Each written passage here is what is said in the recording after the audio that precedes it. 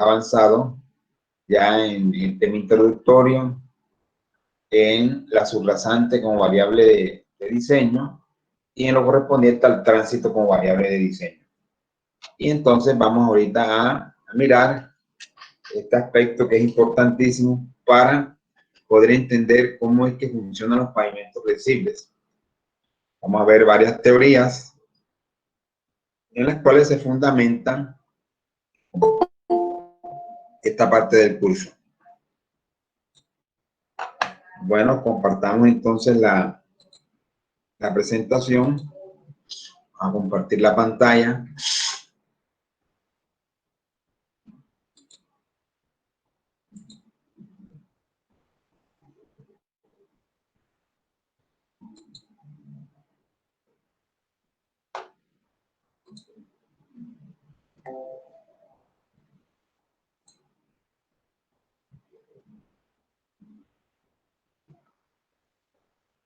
Bueno, jóvenes, en este momento estamos compartiendo entonces las diapositivas sobre las cuales vamos a trabajar en el día de hoy. Esfuerzos y deformaciones en pavimentos flexibles. Pues ya hemos hablado sobre los pavimentos flexibles, al menos pues en cómo están conformados, ¿verdad? Los pavimentos flexibles, como ya lo habíamos comentado en clases anteriores, normalmente están formados por una o varias capas, generalmente varias capas, de materiales distintos que deben cumplir ciertas características, de tal manera que la estructura trabaje como un todo, ¿verdad? Esas capas trabajen en conjunto para disipar esfuerzos y deformación. Entonces, la idea es poder entender cómo que funcionan estos pavimentos y verdaderamente nos daremos cuenta de las funciones que cumplen cada una de estas capas.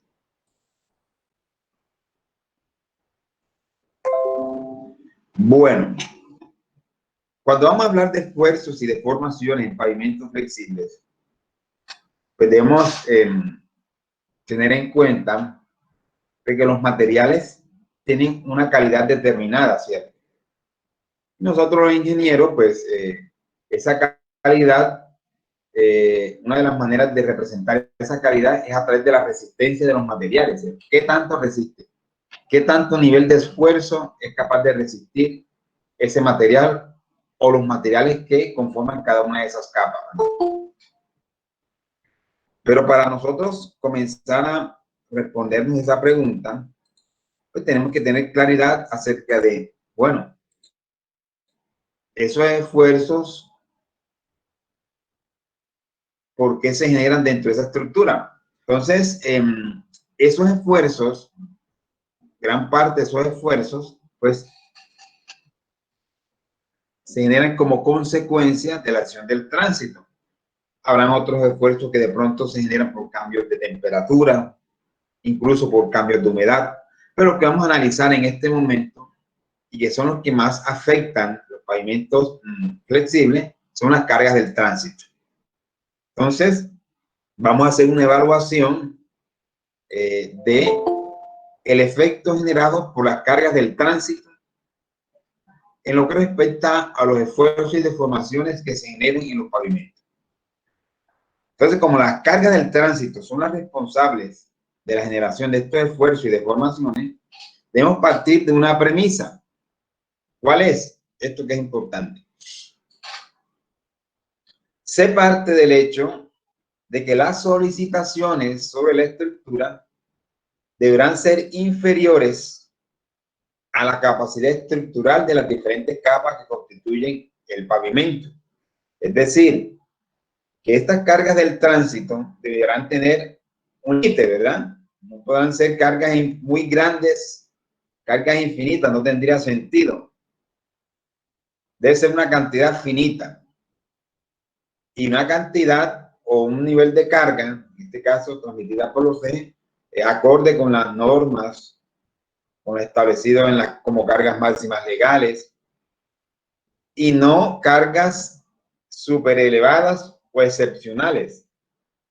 Cargas excepcionales podrían generar la falla de la estructura, el paso de un solo eje de ese tipo. Entonces partimos del hecho de que, bueno, son cargas más o menos, digamos, normales, entre comillas, que se manejan cerca de las cargas máximas legales, de pronto un poco mayores a estas, pero no cargas extraordinarias. Entonces, esto es un punto importante. Vamos a manejar cargas que estén dentro de lo que normalmente se mueven a lo largo de un pavimento. Cargas normales, de pronto un camión sobrecargado, pero no una cosa excepcional.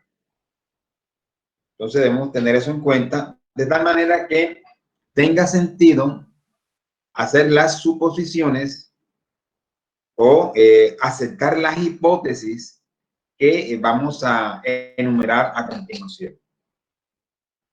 Entonces,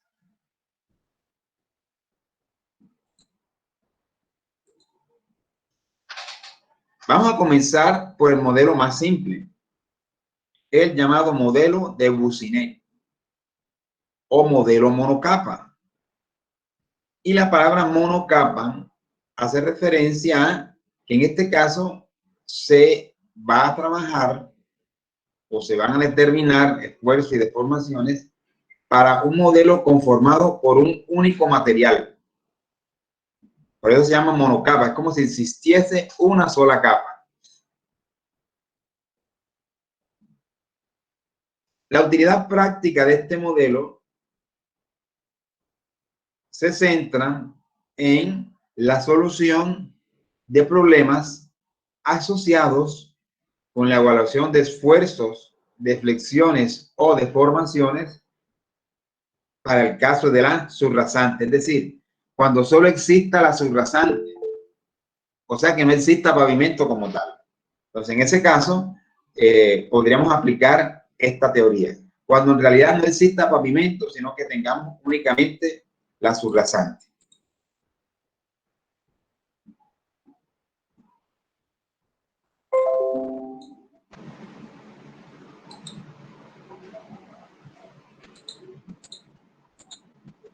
Bueno, entonces, aclarado en qué consiste este modelo monocapa, hay unas hipótesis que se plantean en estos modelos. Se asume que es una masa de suelo elástica. Quiere decir entonces que se puede aplicar la teoría de la elasticidad, ¿verdad? Es un suelo elástico. Es un material homogéneo.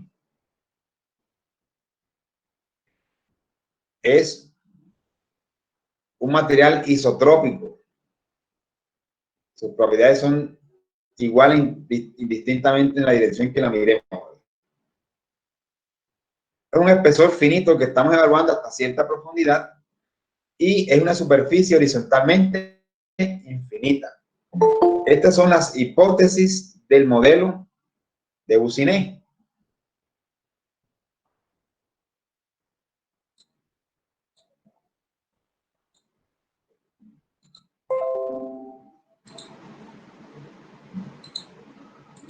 Bien. Entonces el modelo plantea sobre esa superficie horizontal una carga aplicada repartida en un área determinada. Y la idea es determinar los efectos generados por esa carga en ciertos puntos característicos dentro de esa masa.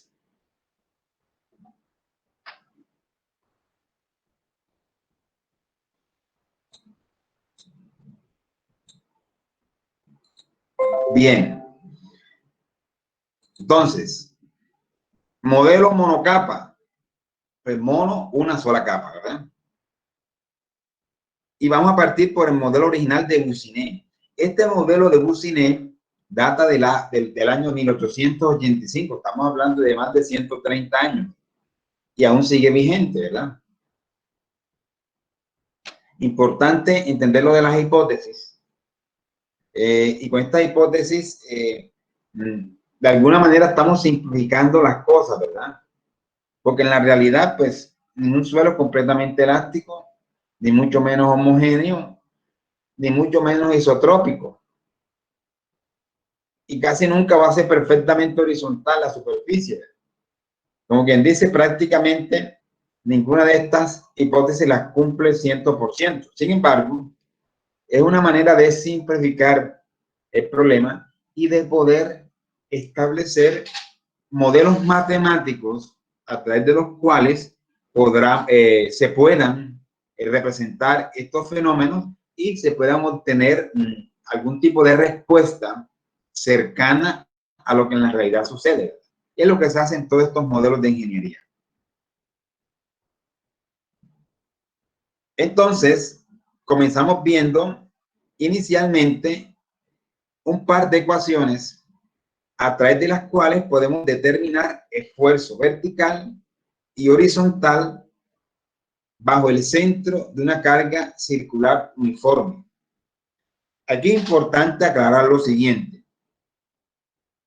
Este modelo original de Broussinet, que estamos estudiando en este momento, aplica única y exclusivamente cuando se requieran determinar o estudiar situaciones en las cuales se pretenden evaluar esfuerzos, deflexiones o deformaciones en puntos situados exactamente bajo el centro del área cargada. Estamos entonces diciendo que la carga actuante va a ser una sola carga actuante. Y vale la pena señalar que dicha carga actuante no es puntual, es una carga repartida que se supone uniformemente repartida a través de un área circular. Entonces, el área de contacto de esta carga con la superficie es circular y se parte del hecho de que esta carga se reparte de manera uniforme a través de esa área de contacto. Como quien dice, la presión de contacto es uniforme. Entonces, ahí comenzamos a hablar de la presión de contacto. Y como vamos a tener una carga, esa área va a tener una carga que la representa, que actúa a través de esa área. Entonces, esa presión de contacto, ¿verdad? Cuando nosotros hablamos de presión de contacto, enseguida se nos viene a la mente, ya casi como ingenieros que somos, una presión de contacto numéricamente podemos determinarla como la relación entre la carga total sobre el área, ¿cierto? Y eso me da una presión de contacto promedio o uniforme. Entonces aquí tenemos un par de expresiones que me gustaría que ustedes copiaran. Copien estas dos expresiones. Vamos a darle un par de minuticos ahí para que copien estas dos expresiones, las cuales me permiten determinar el esfuerzo vertical y esfuerzo radial a una profundidad Z, bajo el centro del área cargada. Solo bajo el centro del área cargada. Entonces, copiemos esas dos expresiones y ya continuamos.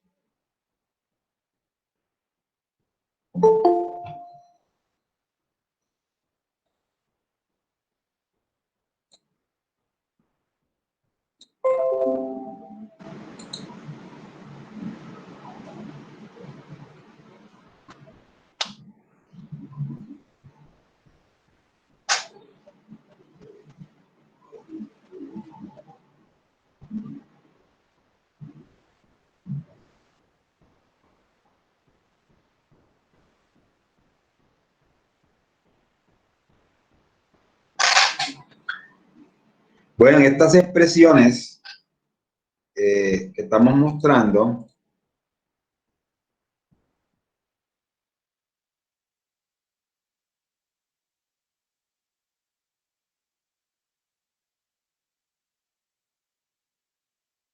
minúscula y hace referencia a la presión de contacto. No es una carga. Si nosotros vamos a la expresión, al menos en la primera, es mucho más fácil de entenderlo. P necesariamente tiene que estar dado en unidades de presión o esfuerzo, teniendo en cuenta que este factor comienza por 1, ¿verdad? Entonces, para que tenga sentido, esto no puede ser una carga, sino una presión o unidad de esfuerzo. Lo mismo que en esta otra expresión. Entonces, enseguida nosotros comenzamos a poder interpretar de manera adecuada cada una de estas expresiones. Mu, este es mu, es lo que se conoce como la relación de Poisson. Mu, relación de Poisson. Z es la profundidad a la cual se evalúa el esfuerzo. Y A minúscula es el radio de la placa circular o del área de contacto, que es circular. Es importante tener en cuenta que ese radio del área cargada se simboliza con la letra A minúscula y no con R. De ahorita más adelante vemos cuál es la razón. Entonces, el radio del área cargada se simboliza con la letra A minúscula.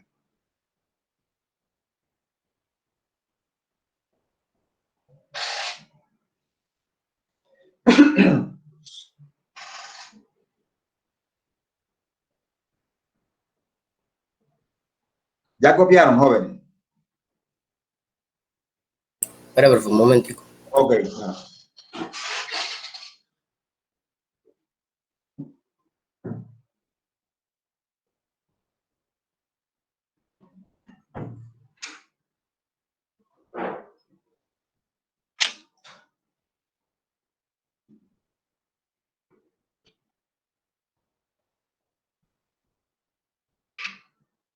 Listo, profe, yo ya.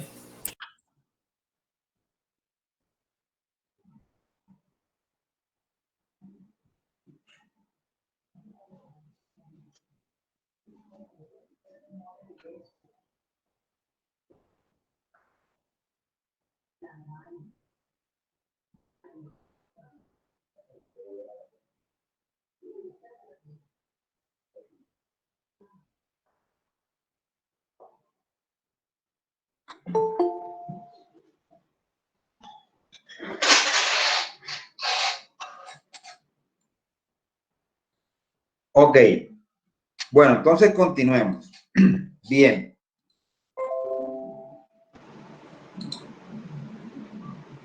Pues esto que vemos aquí, este esquema o diagrama más bien, o gráfico, o figura, bueno, representa cómo se comporta el valor del esfuerzo vertical con la profundidad. Se observa que en la medida que nos vamos profundizando, esos esfuerzos van disminuyendo. Ahí lo que va sucediendo es que, o lo que sucede es que ese esfuerzo vertical se va disipando con la profundidad. Estamos hablando del esfuerzo generado por las cargas externas, es decir, por las cargas del tránsito. A medida que nos profundizamos sobre esa subrasante, sobre ese suelo, cada vez el suelo es afectado, es afectado de menor manera, el valor disminuye. Es decir, los esfuerzos van disminuyendo con la profundidad hasta que llega un momento en que prácticamente es cero y ya el suelo prácticamente no siente la presencia de la carga externa.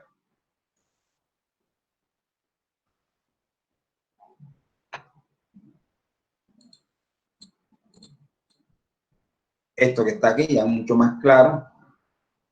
Fíjense una cosa, esto que tenemos acá, este gráfico aquí, representa la relación sigma sub z entre P, donde aclaro nuevamente que este P no es carga, sino presión de contacto. Entonces, comienza por el valor 1. Cuando sigma sub z sobre P es 1. Numéricamente, ¿cuándo es 1? Cuando sigma Cuando sub ambos z son iguales. es igual a P, ¿verdad? Es decir, en otras palabras, cuando Z, si esto es Z aquí, ¿verdad? Cuando Z es 0, ¿Cuánto vale el esfuerzo vertical? Eso lo podemos ver en la expresión, ¿verdad? Esta es la expresión del esfuerzo vertical, ¿verdad? Cuando Z es 0, esto es 0 acá, y esto queda 0 entre A, es 0, y aquí queda que P por 1 es P, es decir, el esfuerzo vertical es igual a la presión de contacto. El esfuerzo vertical, ojo, bajo el centro del área cargada. Siempre bajo el centro del área cargada, hay que tener eso en cuenta. El esfuerzo vertical bajo el centro del área cargada en la superficie, pues será igual entonces a la presión de contacto. Y nosotros acerca de la presión de contacto, también comentamos a principio del curso que para fines prácticos, esta P, que aquí le llamamos presión de inflado, se toma también como la presión de contacto. Es decir, indistintamente, aquí sí lo anotamos, la presión de inflado, vamos a suponer que es igual a la presión de contacto para fines prácticos. O sea que indistintamente, cuando hablemos de presión de contacto o de presión de inflado, numéricamente son valores iguales, a menos que se diga expresamente lo contrario. Si no, vamos a asumir que la presión de contacto va a ser igual a la presión de inflado.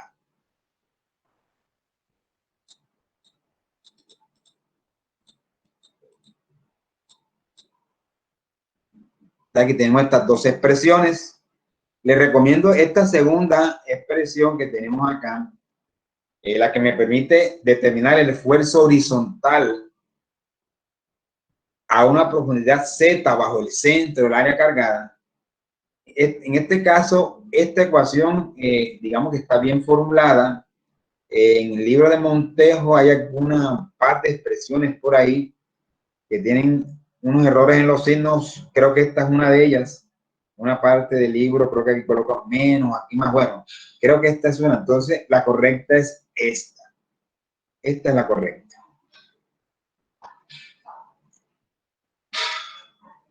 Bueno, aquí estamos hablando de que el área de contacto es de forma circular. Si nosotros miramos lo que sucede en la realidad y vamos enseguida a imaginarnos un eje cargado, en este caso un eje direccional. De hecho, esta parte de la teoría original de Bussinet puede tener aplicabilidad en aquellos casos en los cuales, al hablar de cargas por eje, estemos hablando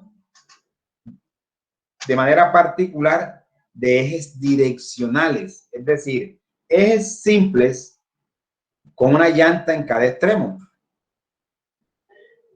Cuando nosotros hacemos los análisis de esfuerzo, de flexiones o de formaciones, y estamos hablando de el efecto generado por las cargas de los ejes de los vehículos, uno lo que hace es que siempre trabaja con uno de los extremos.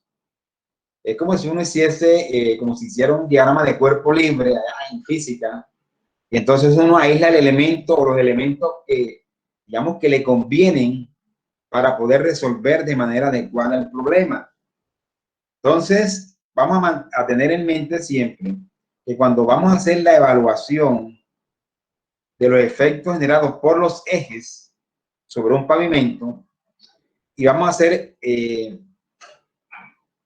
la evaluación de tipo analítica, vamos a hacer los cálculos, uno lo que hace es que mira qué pasa, qué sucede con uno de los extremos. Entonces, en este caso, si hablamos de un eje direccional, un extremo del eje direccional está conformado por una sola llanta.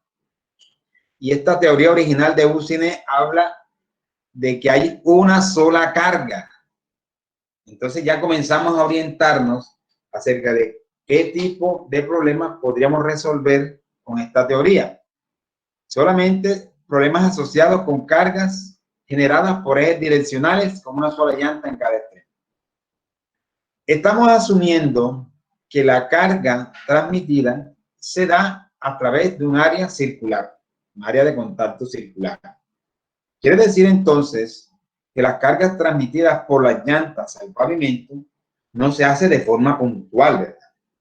En realidad hay un área de contacto entre la llanta y el pavimento. Precisamente esa área de contacto es la que me permite que exista un adecuado agarre, una adecuada fricción, que cuando los vehículos arranquen haya suficiente tracción para poder poner en movimiento ese vehículo. O cuando va a frenar, pueda frenar de forma adecuada. Entonces hay un área de contacto. Esa área de contacto, de acuerdo con la teoría, es de forma circular. Sin embargo, en la realidad, no es que sea perfectamente circular. Más bien es como de forma ovalada, más bien. Como tomar un círculo y alargarlo un poco. Sin embargo, con el fin de simplificar y hacer más amigables estas expresiones matemáticas, se toma un área circular equivalente. Entonces, esa área circular equivalente podemos obtenerla de la relación entre el peso total que transmite esa llanta entre el área de contacto. Entonces, esfuerzo, o mejor, presión de contacto, más bien, la presión de contacto se puede determinarla numéricamente como la relación entre la carga total transmitida, en este caso por esta llanta, entre el área de contacto. Ahora, como el área de contacto se supone que es de forma circular, entonces para determinar el valor de esa área, pues aplicamos la expresión correspondiente al área de un círculo. ¿Y cuál es esa expresión? Pi por radio cuadrado. Pero recuerden que radio, en este caso, vamos a simbolizarlo con la letra A minúscula. O sea, sería entonces el área es pi por A al cuadrado, ¿sí o no? De ahí entonces usted despeja A y resulta esto que tenemos aquí. Aquí sale eso. Si usted quiere determinar el radio del área cargada generada por una llanta, esto aplica para una llanta, es igual entonces a la raíz cuadrada del peso transmitido por la llanta entre pi por P, donde P que es la presión de inflado o de contacto. Esto es importante tenerlo en cuenta y conceptualmente es importante entender que este peso no es el peso del eje, sino es el peso de una llanta, el peso de una llanta. Y entonces vamos a hacer un ejemplo. Ejemplo, determinar el esfuerzo vertical para la siguiente situación. Vamos a suponer que tenemos un camión de 2 ejes cargado con la carga máxima legal. ¿Cuál es la carga máxima legal de un camión de 2 ejes? Eso ya está establecido en nuestras normas en Colombia. Para el caso del eje direccional, el peso máximo 6 toneladas y para el eje posterior 11 toneladas para un total de 17. Entonces, como este problema o estas ecuaciones que estamos viendo aplican únicamente cuando tenemos una sola carga, entonces vamos a orientar este ejemplo para lo que sucede con el eje direccional. Entonces tenemos un eje direccional con una carga total de 6 toneladas. Ese es un dato de entrada. O 6.000 kilogramos. Conviene hacerlo en kilogramos por las unidades. Y en cuanto a presión de inflado, normalmente estos vehículos manejan unos 80 psi como presión de inflado, lo que equivale aproximadamente a 5.6 kilogramos centímetro cuadrado. Recuerden que esa presión de inflado vamos a tomarla numéricamente igual a la presión de contacto. Bueno, fíjense que el eje transmite una carga total de 6 toneladas. Sin embargo, para fines de solucionar este tipo de problemas, nosotros vamos a centrarnos en lo que sucede en uno de los extremos. Entonces tenemos que tener conocimiento esa configuración, cómo está conformada. Tenemos que tener claridad en cómo está conformado un eje direccional. Pues normalmente un eje direccional está formado por un eje simple con ruedas sencillas. En cada extremo hay una sola llanta. Entonces, como el eje transmite una carga total de 6 toneladas, vamos a suponer que se reparte de forma equitativa, es decir, la mitad de la carga hacia la izquierda, la mitad hacia la derecha, o la mitad sobre el extremo izquierdo, en este caso sobre la llanta izquierda, la otra mitad sobre la llanta derecha. Por lo tanto, el peso total para la llanta será la mitad de esa carga. Y de ahí se resulta 3.000 kilogramos. Se nos pide en este ejemplo que determinemos cuál es el esfuerzo vertical a una profundidad Z igual 20 centímetros. Esfuerzo vertical a una profundidad de Z igual 20 centímetros. Entonces, como es el esfuerzo vertical, utilizamos esta expresión que está acá, ¿cierto? Sigma sub Z igual a esta expresión. Y simplemente pues sustituir cada uno de estos términos. P, ya lo conocemos, 5.6 kilogramos centímetro cuadrado. Z, nos lo están dando, ¿verdad? 20 centímetros. Pero en este momento desconocemos A. Sin embargo, conocemos información, hay información suficiente para determinar en función de esta expresión. Si nosotros sustituimos y obtenemos raíz cuadrada del peso, que es 3.000 entre pi por 5.6, de ahí obtenemos que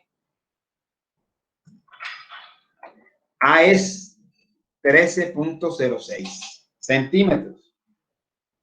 Ese sería entonces el radio del área cargada, 13.06 centímetros.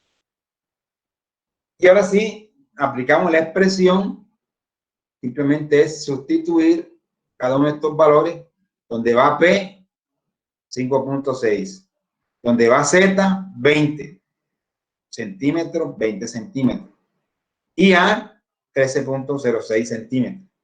Aquí es importante, jóvenes, el tema de las unidades. Existan consistencia entre las unidades para que la respuesta obtenida sea consistente también. Entonces, kilogramos centímetro cuadrado, pues va a ser consistente con centímetros y con centímetros acá. Por lo tanto, la respuesta obtenida va a dar en kilogramos centímetro cuadrado. Y se obtiene finalmente que ese esfuerzo vertical es de 2.31 kilogramos centímetro cuadrado. Si Z es 0, en este caso particular, si Z es 0, entonces aquí estaríamos hablando no de sigma sub Z, sino de sigma sub 0, es decir, el esfuerzo en la superficie. Cuando Z es 0, estamos determinando este atributo en la superficie. Y si Z es 0, ¿verdad? Esta parte aquí es 0, parte de la expresión es 0, y queda solamente este 1 multiplicando a B. Es decir, si Z es 0, el esfuerzo vertical es igual a la presión de contacto, es decir, 5.6. Pero si Z es 20 centímetros, el esfuerzo vertical es 2.31. Fíjense, en 20 centímetros cambia de forma importantísima, ¿cierto? Pasa de 5.6 a 2.31, es decir, ha habido una disipación importantísima.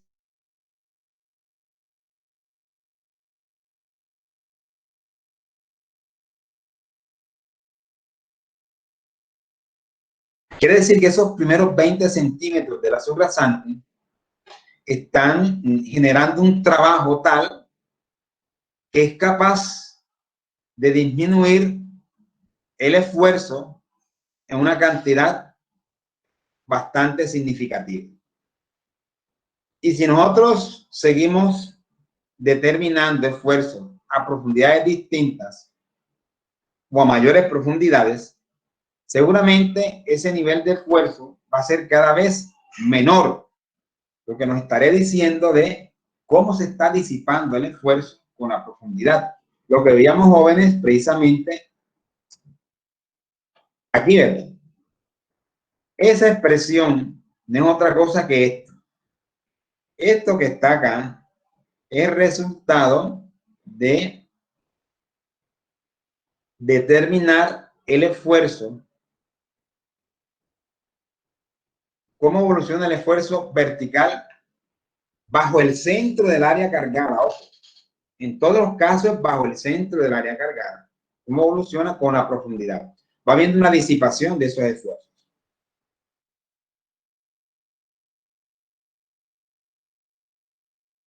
No sé si tiene alguna inquietud.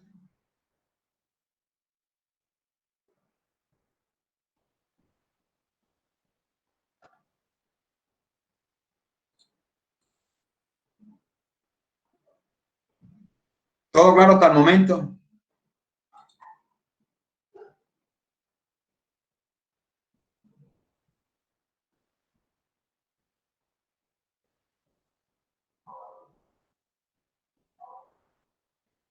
Jennifer Toro. Sí, señor, todo está claro, profe. Ah, bueno, ok. Sí, también quiero escuchar la voz de ustedes porque a veces uno comienza a hablar aquí y de pronto uno pierde la conexión y sigue hablando solo aquí. Bueno, muchachos, muy bien. Muy bien.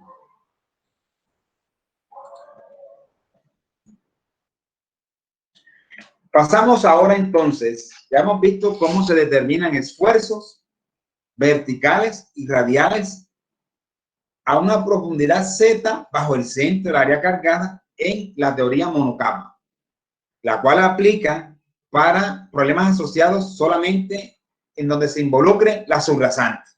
Eso ya debe quedar claro. Miremos ahora esta parte de la teoría, en donde se nos ofrecen unas expresiones que nos permiten determinar deflexiones y deformaciones. Deformaciones y deflexiones bajo el centro del área cargada.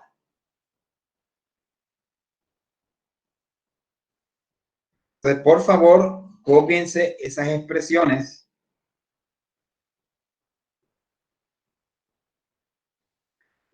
Miren, lo nuevo que aparece aquí es E. En esta parte aquí. E. E es el módulo de elasticidad del material. Es lo nuevo que aparece ahí. Perdón.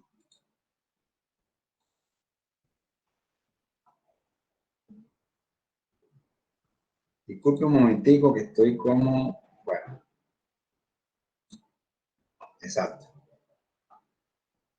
Voy a mostrársela así que se ve mucho más grandecita para que sea más claro que la copia. Ya ya ustedes saben que P, que es A, que es Z, que es mu, ya eso lo tiene anotado. Lo único nuevo aquí es E. Módulo de elasticidad del material, en este caso, módulo de elasticidad del suelo. Es más, numéricamente podría ser igual a módulo resiliente del suelo. Módulo de elasticidad del suelo o módulo resiliente del suelo. Cópiense la más en el favor. Vamos a hacer un ejemplo de aplicación.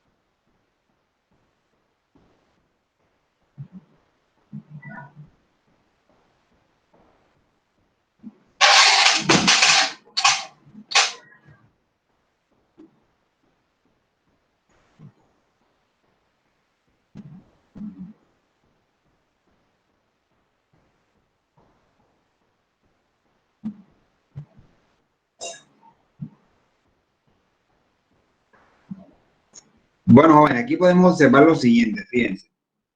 Cuando hablamos de, por ejemplo, de delta sub z, estamos hablando de deflexión a una profundidad z. Cuando hablamos de delta sub 0, entonces asumimos que z es igual a 0, ¿cierto? Es decir, sería deflexión en la superficie. Es decir, si comparamos estas dos primeras expresiones entre sí, estas dos primeras ecuaciones entre sí, fíjense que este caso sería un caso particular de la primera expresión. Si hacemos z igual 0, esta parte, este término, sería igual a ¿qué? A 1, ¿sí o no? Es decir, en ese caso, delta sub 0 sería ¿qué? Esta parte, 1,5pa sobre x es esto. Es decir, cuando z es igual a 0, podemos utilizar esta misma expresión, pero como z es 0, esta parte se queda como 1, entonces es una situación particular.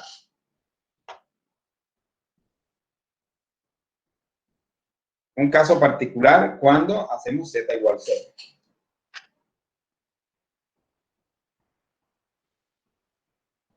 Bueno, pasemos entonces, bueno, esta es la... Igual, de igual forma, pues, sigue siendo válida esta expresión, ¿no? Esto es válido, dependiente de elemento que queramos determinar, pues, A, ya sabemos que es el radio del área cargada. Vamos a hacer un ejemplo de aplicación y determinemos qué pasa con la deflexión.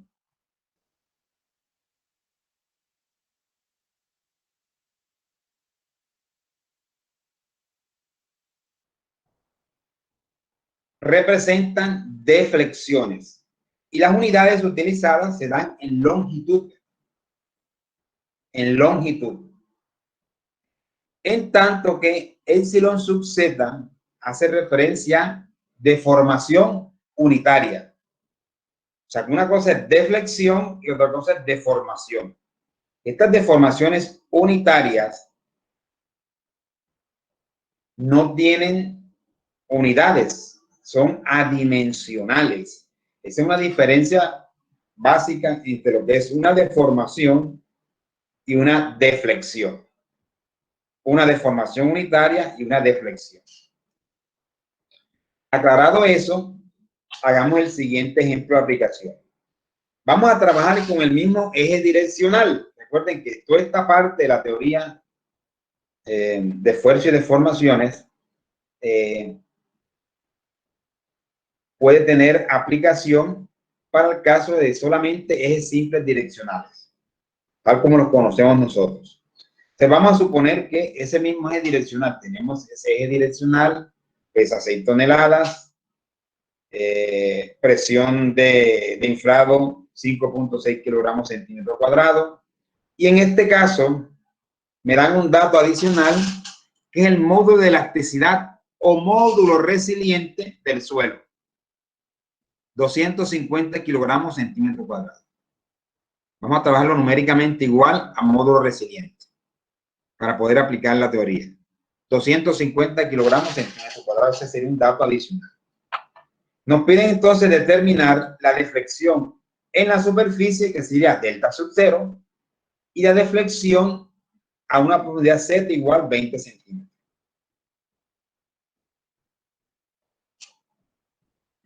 Entonces, para delta sub 0 simplemente tendremos que aplicar esta expresión, ¿verdad?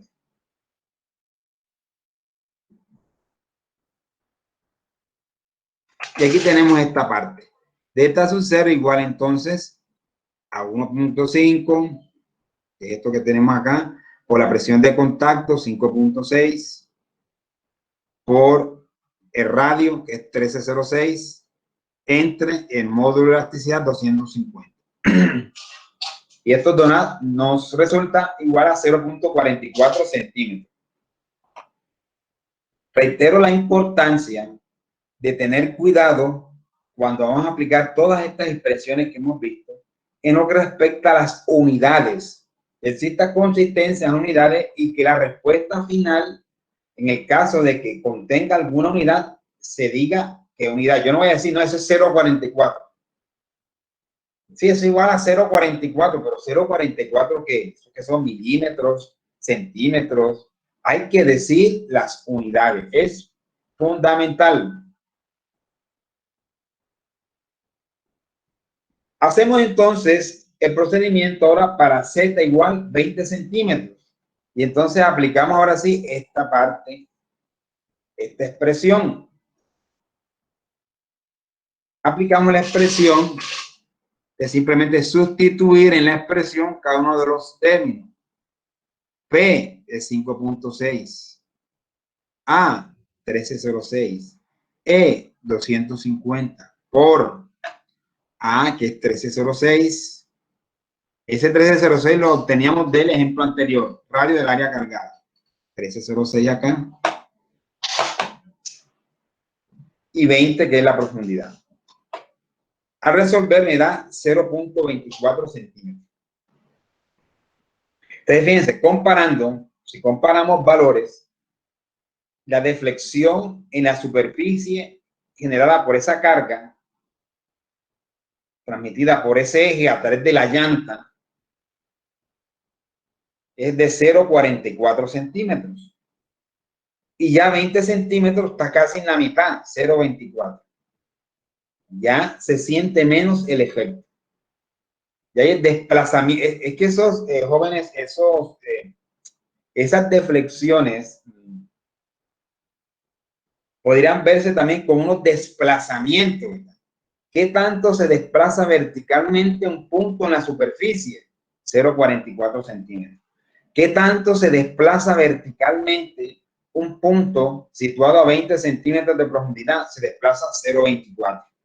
Son desplazamientos verticales, serían como que la equivalencia, ¿verdad? O lo que significa también. Es como un desplazamiento vertical.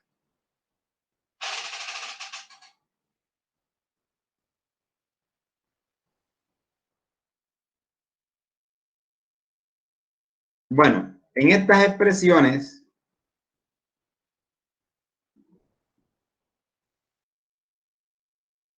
fíjense, la expresión para el caso de la deflexión en la superficie, la expresión original es esta que estamos mostrando acá. En realidad es esta. 2 por 1 menos mu cuadrado por PA entre E. Pero hemos comentado, ya hemos dicho que esta relación de Poisson normalmente se toma igual a 0,5. Si se sustituye, que es lo que estamos haciendo acá, se sustituye 0,5 al cuadrado es 0,25. Aquí está 1 menos 0,25 es 0,75 por 2, 1,5. De ahí resulta el 1,5. Esto que está acá, en realidad esto que está acá es la expresión original a esta. Pero se simplifica, ¿verdad? Ese 1,5 ¿dónde aparece? Tomando mu como 0,5. Ya parece que esta parte de la expresión es lo mismo que aquí.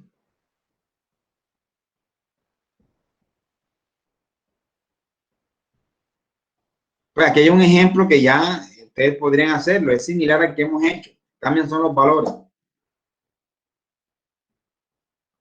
Determinar la deflexión en la superficie, el esfuerzo vertical y la presión vertical a una profundidad de 20 centímetros debajo del centro del área cargada por un eje direccional cargado con 6 toneladas, presión de inflado 6 y 300 kilogramos centímetros cuadrados. Es lo mismo, simplemente cambia valores.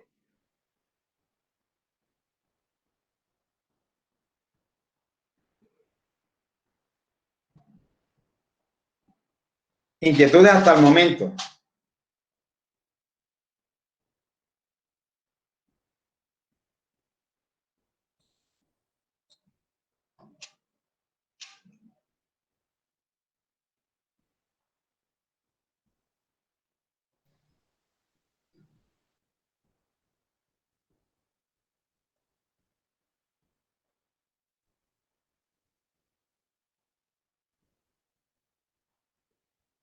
Preguntas. Algo que quieran aportar o anotar.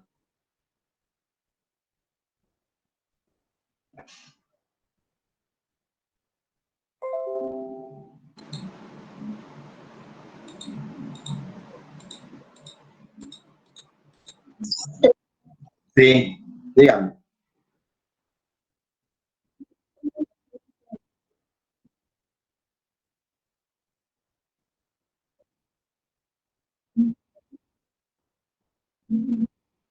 Bueno, bueno, mire.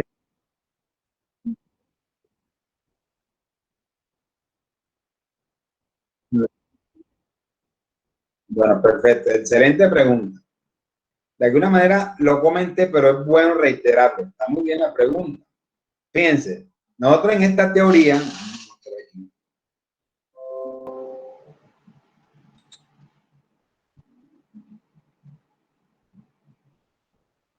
fíjense, la teoría que me dice, miren, este modelo monocapa original de Buciné. Hay una sola carga aquí, ¿verdad? Aquí está representando una sola carga. Y todos estos elementos,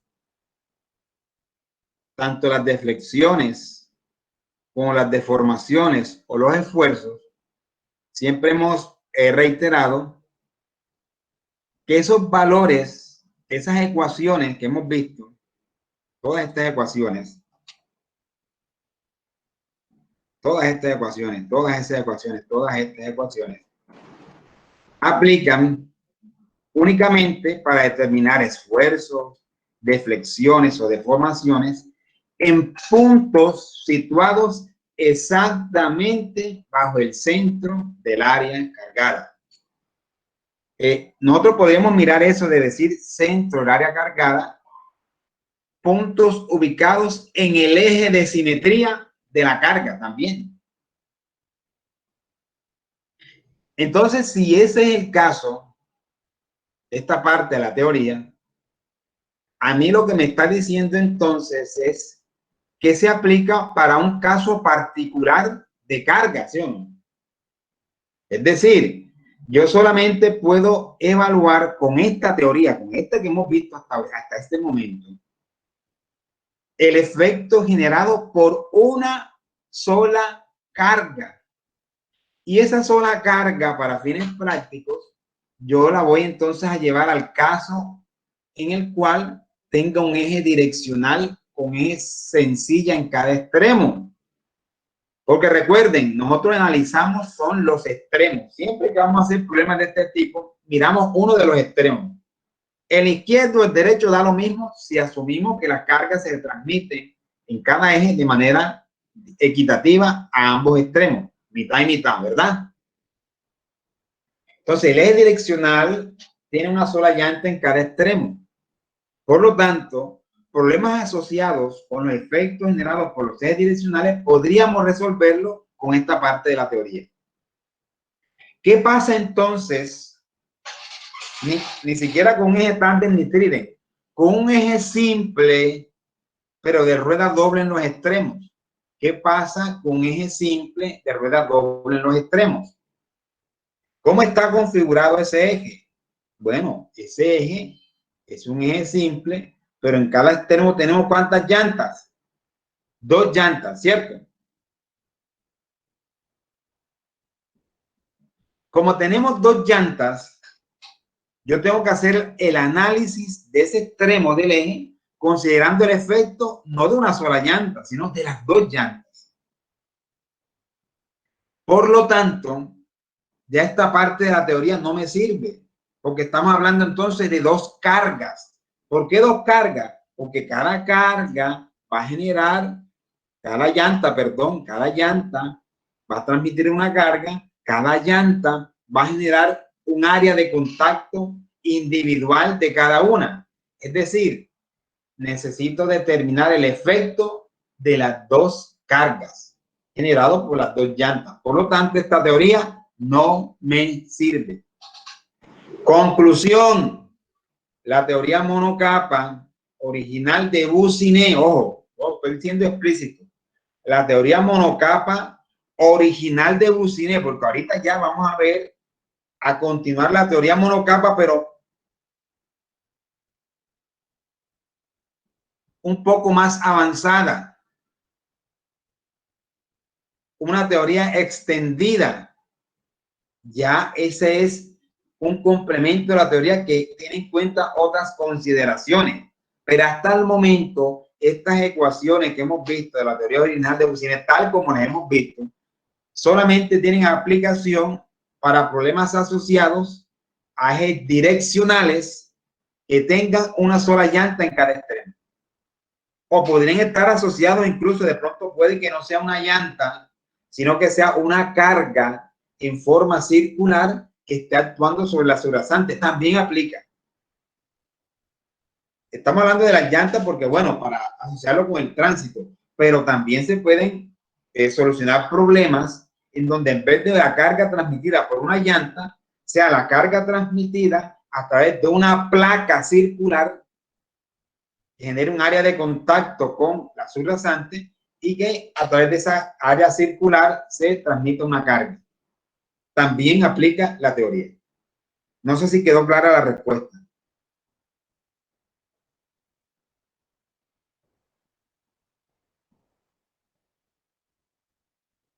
Bueno, el libro de Montejo prácticamente llega hasta ahí, o sea, hasta lo que hemos visto. La parte, el complemento de la teoría, pues la he sacado de otro libro diferente, de un libro un poco más avanzado, y he considerado siempre importante ir un poquito más allá para precisamente tratar de responder por lo menos parte de la inquietud que ustedes tienen.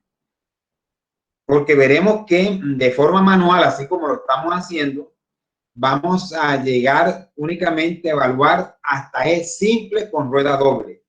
Ya si hablamos de ejes tándem y ejes trident, la cosa es mucho más compleja y está fuera del alcance de este curso. No lo vamos a ver aquí, ¿ya? Vamos a analizar esfuerzo generado por ejes tándem. Eso manualmente es complicadísimo. Y mucho menos por ejes trident, complicado. Ya el manejo numérico manual sería una locura. Ya para eso existen software, existen programas. Entonces, simplemente vamos a llegar únicamente a qué pasa entonces si el eje es simple y no direccional. Y tiene, por ejemplo, 2 llantas en cada extremo. Esa pregunta o ese tipo de problemas con esta teoría original de Boussinet no la podemos resolver. Ni siquiera un eje simple con rueda doble, porque ya hay dos cargas distintas. Y recuerden, esto está orientado para una sola carga. Pero teniendo en cuenta esa parte, esa inquietud, y muy bien que hayan manifestado su inquietud, porque precisamente vamos a entrar a esa parte. Vamos a entrar a esa parte, todo esto que está acá para direccional. Y entramos entonces acá.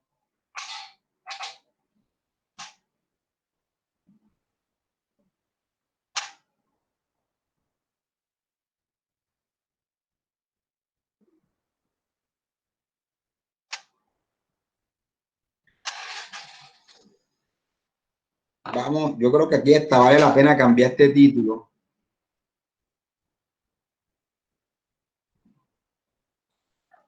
Pero sí, este es el modelo monocapa.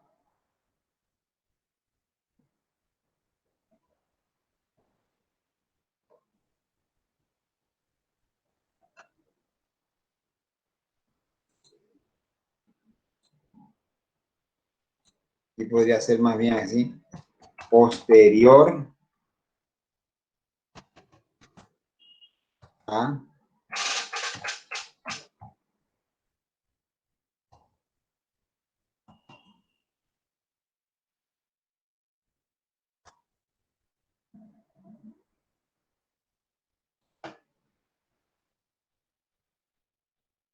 yo más bien creo que esto podría más bien ser así.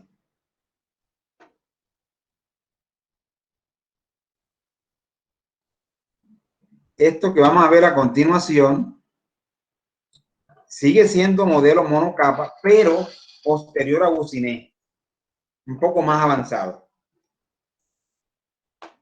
Entonces, el modelo original de Boussinet pues, se representaba de esta forma. Era como un modelo como que plano, ¿verdad? Como que dos dimensiones, ¿cierto? Se podía representar como en dos dimensiones. Este modelo posterior a Boussinet es como que más tridimensional, ¿ya?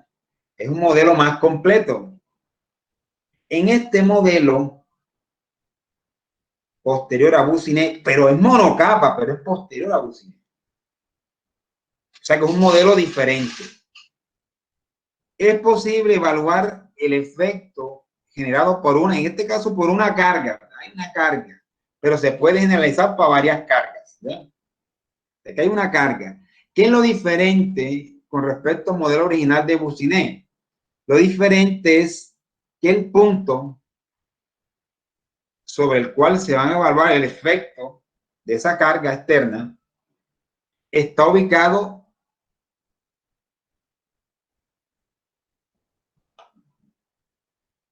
a una profundidad Z y a una distancia radial R, es decir, no necesariamente tiene que estar bajo el centro del área cargada. Puede estar en cualquier ubicación. Ya eso cambia el asunto. En cualquier ubicación. Y esa ubicación se referencia, es como algo parecido a coordenadas polares, digamos así, aunque no nos vamos a meter con ese, pero más o menos eso, matemáticamente. Porque usted puede relacionarlo con una profundidad y una distancia radial R. Es decir, la distancia radial y la distancia horizontal que hay entre el eje de simetría de la carga y el punto donde esté localizado. Entonces, esa distancia radial es R minúscula. Por eso es que yo les decía que convenía representar el radio, el área cargada, con A minúscula. Teniendo en cuenta que ya después vamos a hablar de un R, entonces nos íbamos a enredar ahí. ¿Ya? Entonces, este modelo posterior a Boussinet, originalmente en principio está representado por una carga externa, circular también, una carga circular de radio A minúscula, con presión de contacto Q o P minúscula. Lo mismo que en el modelo original, a diferencia de que el punto que se va a evaluar no está exactamente bajo el eje de simetría, sino en un sitio cualquiera, a una profundidad Z y a una distancia horizontal R. De tal manera que aquí se puede hablar de tres tipos de esfuerzos principales. Esfuerzo vertical, sigma sub z. Esfuerzo radial, cuya línea de acción pasa por el eje de forma radial. Y un esfuerzo perpendicular a radial, que es el esfuerzo tangencial, que es también horizontal. Hay dos esfuerzos horizontales, el radial y el tangencial, y uno vertical que es sigma sub z. O sea que aquí podemos determinar incluso esfuerzos cortantes, pero no nos vamos a meter mucho con eso. Vamos a analizar esfuerzos sigma sub z, sigma sub r y sigma sub t. Es como analizar una especie de torta, ¿verdad? Casi como una torta allá abajo, una profundidad z, como una torta, cuando uno parte una torta, ¿verdad? Una porción de torta. Entonces, en ese elemento infinitesimal muy pequeño, ¿qué esfuerzos actuarían? Tenemos esfuerzos radiales, esfuerzos tangenciales, esfuerzos verticales. Y basado en estos tres esfuerzos, nosotros podemos determinar cosas interesantes, como veremos posteriormente. Entonces, este modelo es un modelo más avanzado que el modelo original de Goussinet, y a través de dicho modelo podemos determinar, el efecto generado por las cargas externas sobre un punto cualquiera dentro del suelo. Las hipótesis pues son las mismas: materiales homogéneos, isotrópicos, elásticos. La diferencia, las consideraciones de esta parte de la teoría.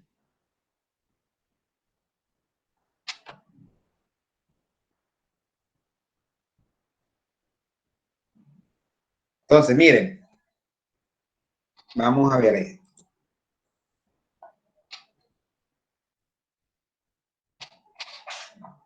Aquí tenemos en la parte izquierda una familia de curvas. Ya este es del modelo posterior a Goussinet. Aquí, modelo posterior a Goussinet. Listo. Ya en esta parte tenemos una familia de curvas a través de las cuales podemos determinar esfuerzos verticales debido a una carga circular en la superficie. Y este que tenemos al lado derecho es el modelo original de Goussinet. Este modelo Goussinet es un caso particular. Este es un caso particular de este modelo más general. Aquí un poquito más grande la cosa. Esta gráfica que tenemos aquí, este conjunto de curvas, ¿para qué nos sirve? Entonces usted mira el título, dice esfuerzos verticales.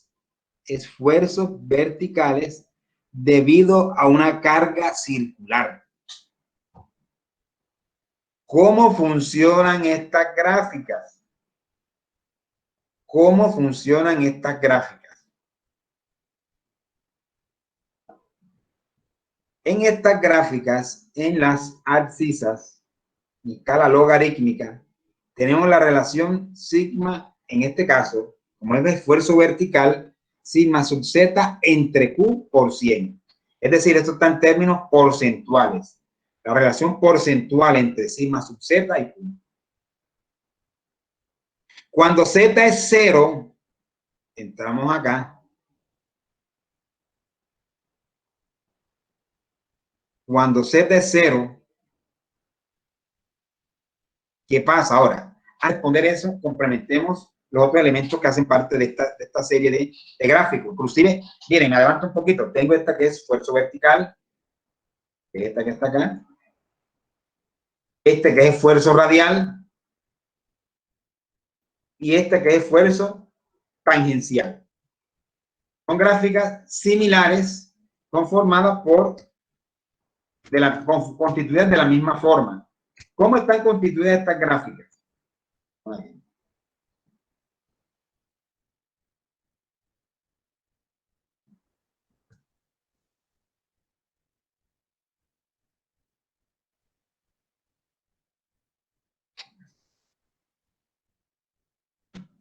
Bueno, aquí. Esfuerzo vertical.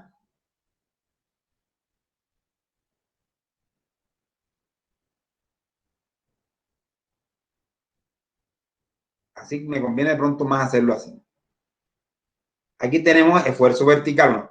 Este conjunto de gráficas, hay muchas curvas aquí, ¿verdad? Cada curvita, fíjense, tiene un numerito, 10, 9, 8, 7, 6, seguimos acá 1, 0.25, 0.5, 0. Estos numeritos que tenemos acá, ¿qué representan? Aquí la misma gráfica lo dice.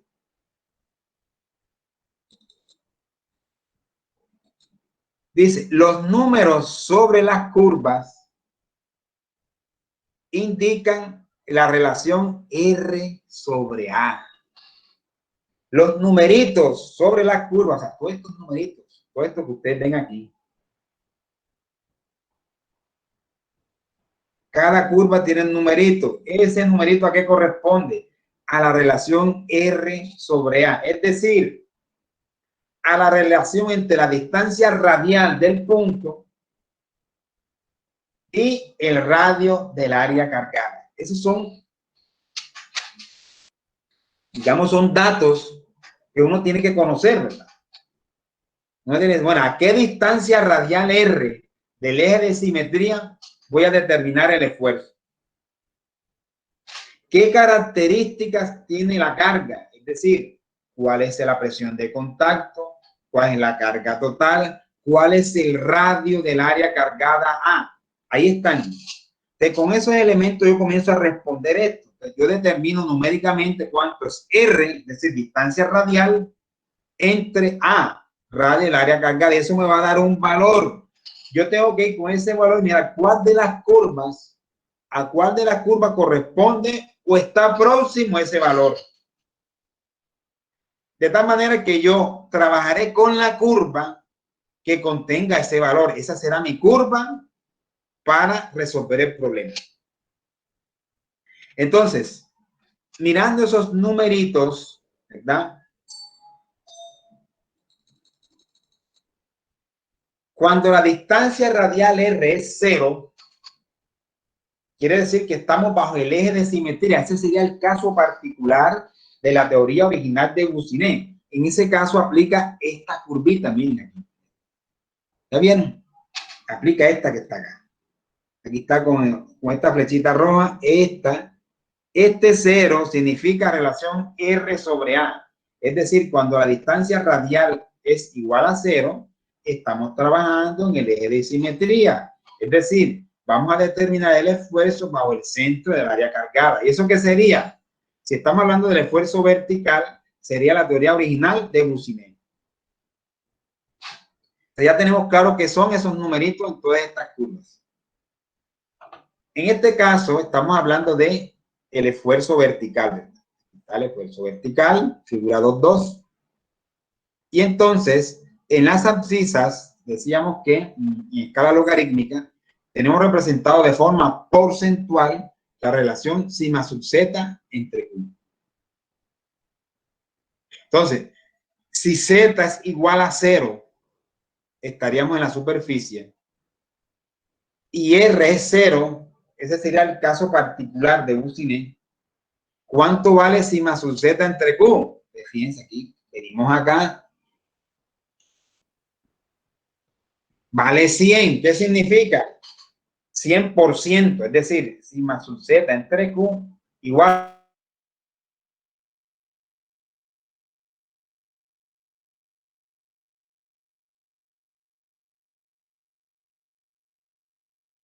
cuando R es 0.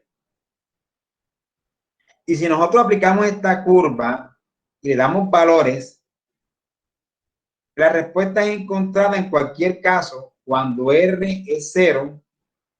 La respuesta que encontré va a ser prácticamente igual o va a ser igual al esfuerzo obtenido en la ecuación original de Goussinet, porque sería R igual 0, sería un caso particular. ¿Y cuáles serían los casos generales? En donde tengamos el punto ubicado a una distancia R distinta a 0. Y es donde comienza entonces a funcionar cada uno de estas curvas que tenemos acá. Y simplemente en las ordenadas aparecen los valores Z sobre A.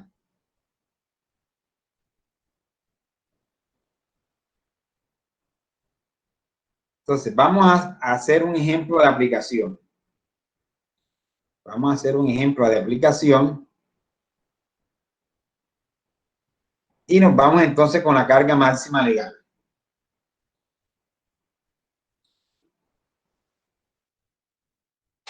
Ejemplo para carga máxima legal es simple rueda doble. Tenemos el camión C2, aquí está, miren. La presión de contacto es igual al peso de la llanta, ojo, de una llanta entre el área de contacto. Si estamos hablando de la carga máxima legal, ya sabemos que la carga máxima legal para un eje simple por rueda doble es de 11 toneladas. Por lo tanto, en cada extremo se aplicarán 5.500 kilogramos. 5.500. Nos centramos entonces en la de la parte izquierda. Estos 5.500 kilogramos en este extremo izquierdo, ¿en cuántas llantas se va a repartir? En dos. Se supone también que se reparte equitativamente. Es decir, 2.750 kilogramos en la primera llanta y 2.750 en la segunda. Primera, segunda.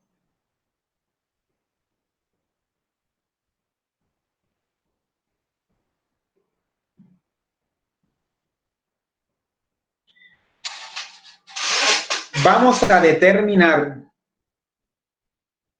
como problema el esfuerzo vertical. El problema va a ser el siguiente. Determinar el esfuerzo vertical en el punto M. ¿Cuál es el punto M? Este que está acá. Miren. Fíjense que ese punto M está situado bajo el centro de una de las llantas, de la llanta 1. Aquí está el punto M. Aquí. Bajo el centro de la llanta 1. La profundidad Z igual 20.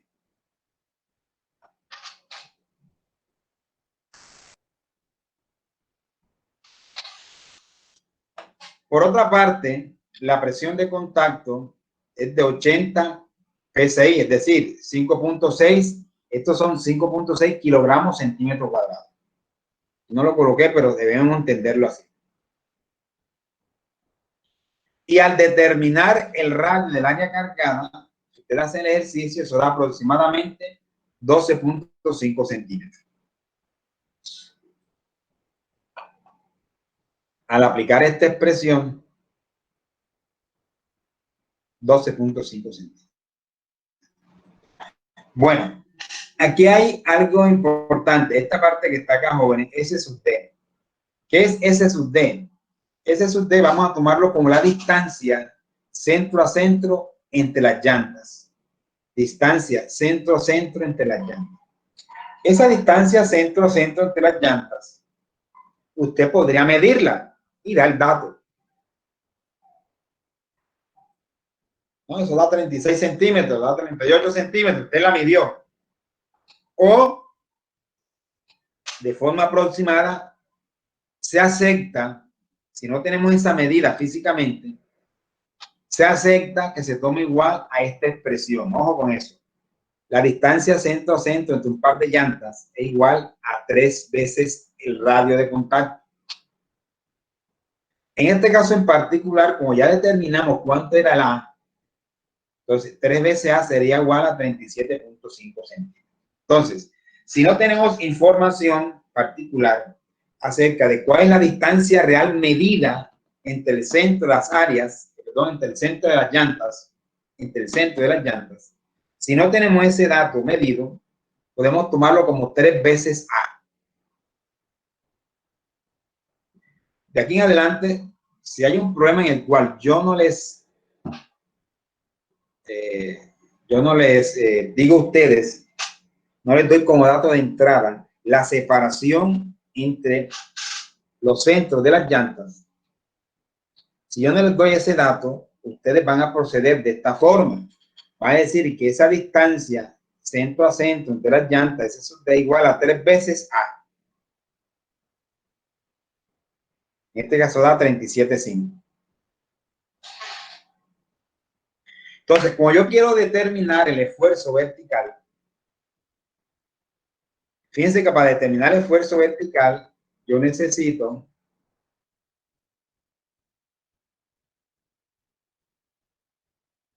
¿acá? ¿Qué necesito yo? Primero, yo tengo que en la familia de curvas que está acá, determinar cuál es la curva que aplica. Una vez determine la curva que aplica, yo tendré que entrar entonces con la relación Z sobre A, entrar a la curva. Vamos a suponer que esta es la curva. Esta es la curva. Yo entro con Z sobre A, corto la curva y me voy hacia arriba para leer la relación sigma sub Z sobre Q. Como Q lo conozco, de despego sigma sub Z. Por lo tanto, ¿qué necesito yo? Primero definir cuál es la curva. Y para definir la curva, yo necesito determinar la relación R sobre A. Necesito determinar R sobre A. Y necesito determinar Z sobre A.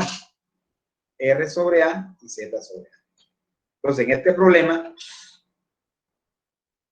R sobre A. ¿Cuánto es R sobre A? R sobre A es 3. ¿De dónde sale? R habíamos determinado que era 37,5 entre A que es 12,5, pues da 3. Eso da directo de aquí, ¿verdad? Esta relación que dice que es sigma sub D, perdón, que S sub D es 3A. Y Z sobre A, la profundidad decíamos que era 20 centímetros, 20 entre 12,5 igual a 1,6. Entonces ya tenemos fijos esos dos valores que son esenciales. R sobre A es 3 y Z sobre A 1,6. Entonces nos vamos con esos valores acá. Yo digo, bueno, R sobre A es 3. Entonces, la curva que me interesa es esta, joven. Miren.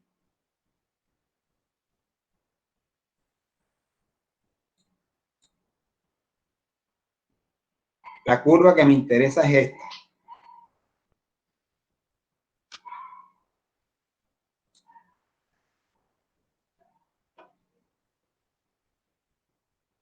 Esta curva me interesa esta que tenga 3, ¿verdad?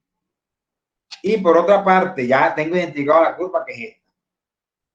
Y lo otro que me interesa es la relación Z sobre A, que es 1,6. Yo voy acá. Fíjense que aquí es 1, 2, 1,6 más o menos por ahí, ¿verdad? Aproximadamente. ¿Qué hago entonces?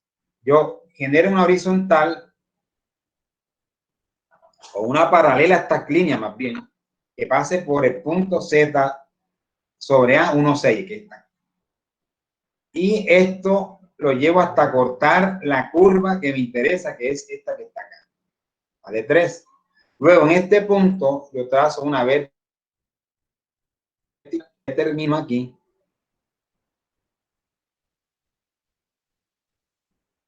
Este valor, punto 25, este es punto 3. Perdón.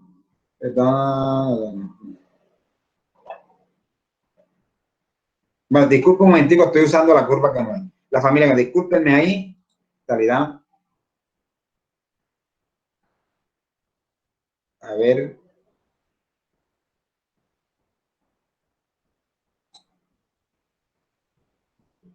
Bueno, ya sé lo que pasó aquí. Aquí sucedió lo siguiente, joven. Estas curvas, fíjense, ya sé lo que sucedió ahí. Fíjense, aquí tenemos esta familia de curvas que dice esfuerzo vertical. Listo. Tenemos esta otra, esfuerzo radial, la 2,3, esta misma. La 2,4, esfuerzo tangencial, esta misma. Y tengo esta que es la 2,6, que es deflexión vertical. Lo que pasa es que yo me paré en esta, y en realidad este ejemplo es para la deflexión, no el esfuerzo. Ya, simplemente, pero el procedimiento es el mismo. Entonces, esta es la familia de curvas para la deflexión vertical. Entonces, la deflexión vertical, enseguida mirarlo acá. Estas curvas tienen la misma forma, tienen un numerito. Ese numerito representa la relación R sobre A. En las ordenadas tenemos también relación Z sobre A. Y ya en las ácidas es algo distinto, es un parámetro llamado F. Y ese parámetro F se utiliza en esta expresión que tenemos acá. Porque esta expresión se utiliza para la deflexión vertical, que es esta misma expresión que está acá. Discúlpenme que tuve esa pequeña equivocación, pero en realidad el ejemplo inicialmente que vamos a mostrar es este, para que sea más fácil de entender. Entonces, en este caso, yo digo, bueno, la deflexión a una profundidad de 20 centímetros igual a Q por A por un F. Fíjese que el Q lo conozco, 5.6. A, 12.5. E, 250. F es el que no conozco de forma inmediata. ¿Cómo determino F? Lo voy a determinar por esta familia de curvas. Entonces, fíjense una cosa. En este caso, fíjense que yo tengo dos llantas, ¿verdad? En realidad, yo lo que voy a determinar inicialmente no es el esfuerzo vertical, sino la deflexión vertical en el punto M. Voy a cambiarlo simplemente por la deflexión vertical. Ya después hallamos esfuerzo y esa. Vamos a mirar la deflexión inicialmente. ¿Listo? Entonces, esa deflexión que se va a generar en este punto M va a ser causada por la llanta 1 y por el efecto de la llanta 2. La llanta 1 va a tener un efecto sobre M y el efecto que va a tener esa llanta va a tender a generar una deflexión. Y la llanta 2 también va a tratar de generar un efecto sobre el punto M y va a ser una deflexión. Fíjense una cosa. En estos casos en los cuales yo vaya a solucionar problemas de este tipo, y no solamente para el caso de deflexión, sino para el caso de los esfuerzos también, o las deformaciones. Cuando yo tenga más de una llanta, como es el caso, yo puedo aplicar esta parte de la teoría un poco más avanzada que la de la UCINE para teoría monocapa. Yo puedo aplicar esta teoría aplicando lo que se llama superposición de efectos. Entonces, yo lo que voy a hacer es inicialmente determinar cuál es la deflexión vertical que se genera en el punto M debido a la presencia únicamente de la llanta 1, suponiendo que la llanta 2 no existe. Y después le sumo el efecto. Recuerden que la superposición no es otra cosa que sumar efectos.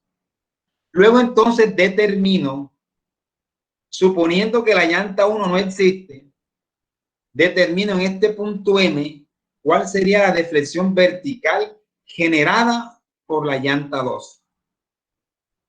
Al final lo que hago es que sumo esos efectos y la sumatoria de esos efectos será el efecto total. En este caso, la deflexión total vertical sobre el punto M ocasionada por la presencia de la llanta 1 y la llanta 2. Entonces, fíjense, como yo estoy determinando o voy a determinar la deflexión en el punto M y ese punto M qué características tiene, entonces es importante que tengamos claridad cuál es la ubicación exacta de ese punto con respecto a las llantas. Para este primer ejemplo, o en este ejemplo en particular, se ha establecido que el punto M está exactamente bajo el eje de simetría de la llanta 1. Por lo tanto, ¿cuál será su distancia radial con respecto a la llanta 1? Les pregunto. ¿Cuál es la distancia radial del punto M con respecto a la llanta 1?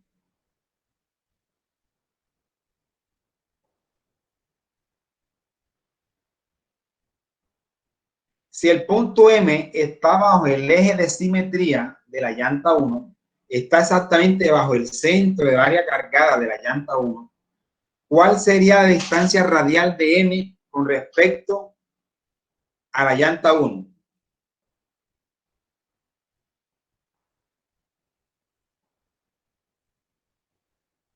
Sebastián Contreras.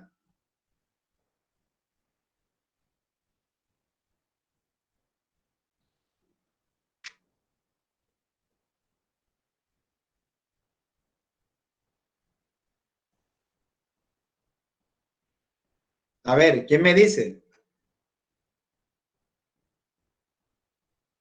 ¿O no me escuchan? Jóvenes, ¿sí me escuchan? Sí, profesor. Bueno, fíjense lo que yo estoy haciendo aquí. Necesito que esto quede claro. Vamos a determinar la deflexión en el punto M. ¿Generada por qué? Por el efecto de este par de llantas, ¿verdad? Y este punto M está bajo el eje de simetría de una de las llantas, en este caso de la llanta 1. Y yo le estoy preguntando, ¿cuál será el valor de la distancia radial de M con respecto al eje de simetría de la llanta 1? ¿Cero, sí o no? ¿O no? ¿No es cero?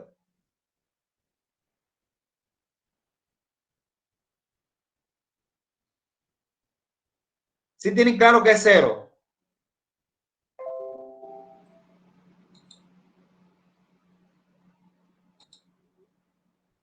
Sí, profesor.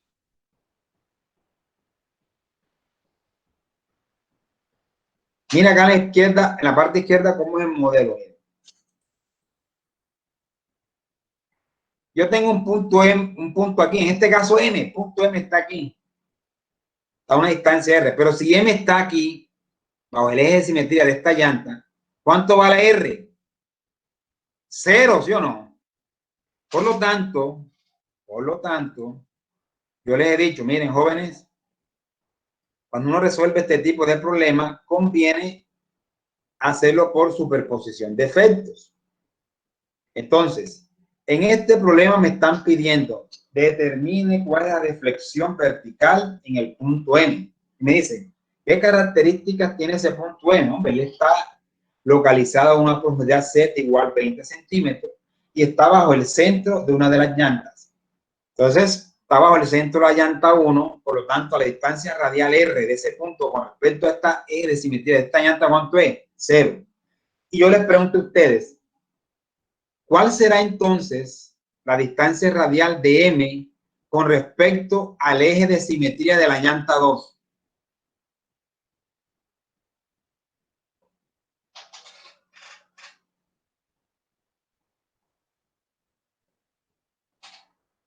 El ancho de la llanta, profe. Sin adivinar. Fíjense que he dicho yo aquí, miren, aquí en esta parte que está acá, yo dije, miren, cuando yo no les dé información particular de que yo mida físicamente cuál es la distancia centro a centro entre las llantas, si yo ese valor no lo mido ni me lo dan así, yo puedo suponer que la distancia centro a centro entre las llantas es igual a 3 veces A. Para este ejemplo en particular, como ya sabemos cuánto es A, es 12.5, eso se hizo. Entonces, en ese orden de idea, la distancia supuesta sería en cuánto? 3 por 12, 5, que es 37.5 centímetros. ¿Sí o no? Es decir, la distancia centro a centro entre estas llantas, ¿cuánto es? 37.5.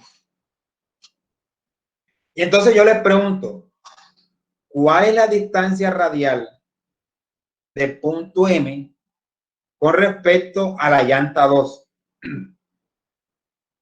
¿Cuánto será esa distancia? ¿En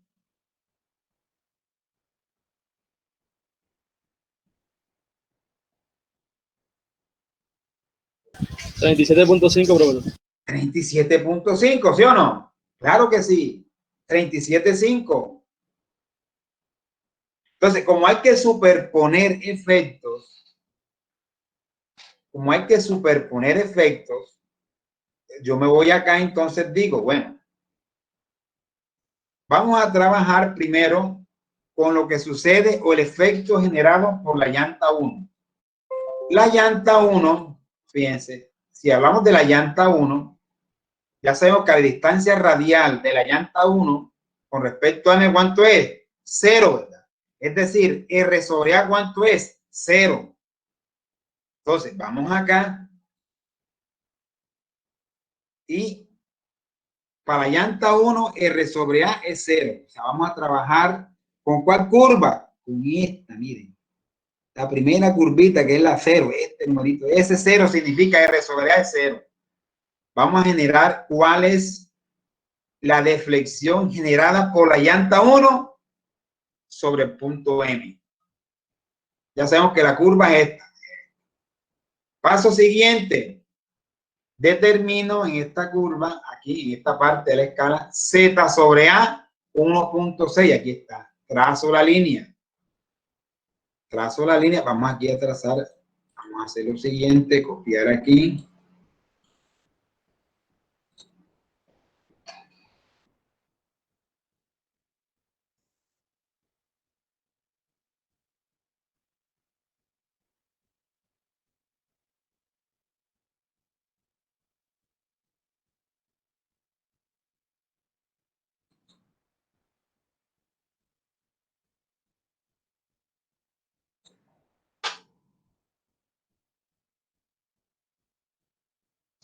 Aproximadamente ahí. Y entonces nosotros leemos acá, fíjense. Primero localizamos cuál es la curva. R sobre A 0, esta es. Y después determinamos Z sobre A, que es 1,6, que esa relación ya la hicimos. Vamos acá y cortamos esa curva.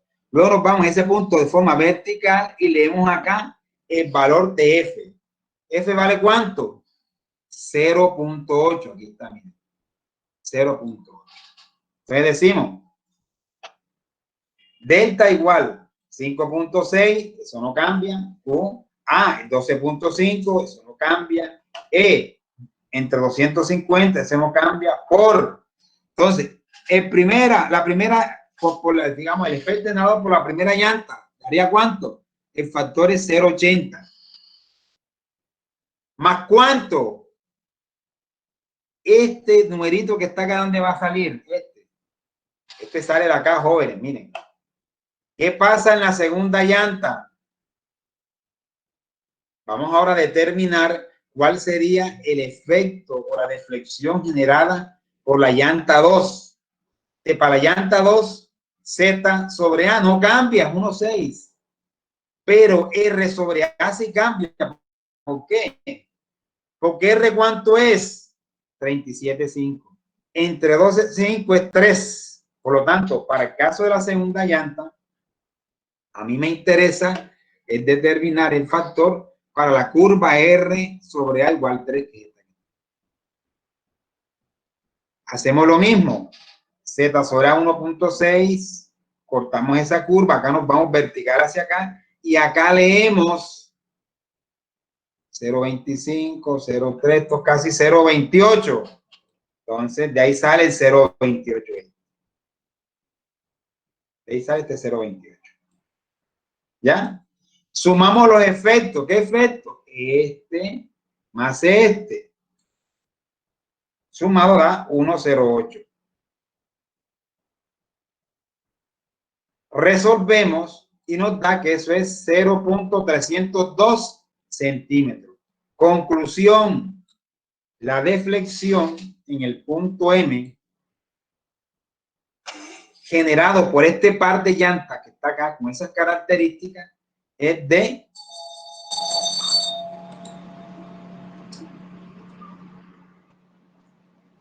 0.3 centímetros, aproximadamente 3 milímetros. Esa sería la deflexión. ¿Quedó claro ¿O hay inquietudes?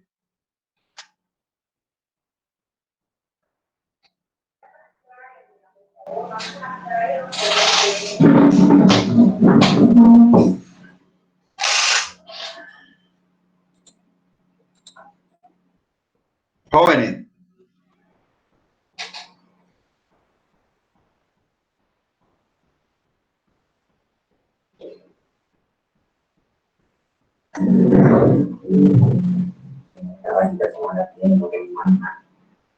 Bueno, jóvenes, entonces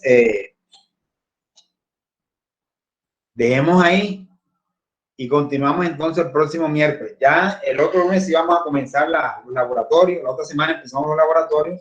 Les agradezco a los estudiantes que aún no se han inscrito en algún grupo, lunes de 10 a 12, lunes de 4 a 6 o jueves de 10 a 12.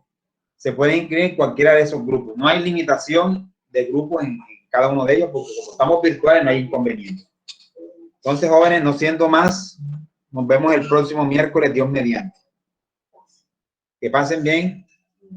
Hasta luego, entonces. Muchas gracias.